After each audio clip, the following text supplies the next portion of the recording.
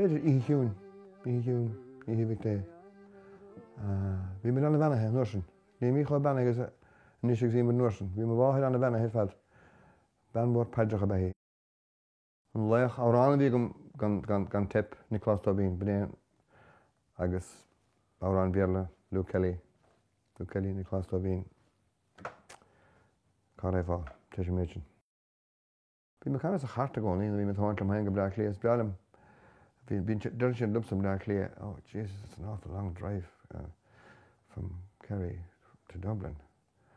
My dear man, didm se leha, bím se nád a tractor a bheith chúgurlach lig díag agus crampa an bhanál a fiechan siar ceachtan nó péir a háhéiragam. Síide se agam sa síide teach a gart agus fiechan drom amach géisir te radio agus gan é crampa an bhanál. Tá meach seansa gomsa dúirtí anamh le amhránaí las mo an nuhic seo. Dalí páirtan. Tásach má lena hebre.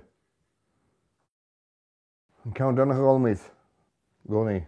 Agus an ceann donnach a gáilmíos ná Will you go to Flanders, my Malio?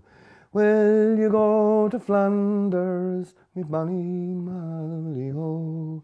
You'll see the platies furl, and you'll hear the pipes sculling.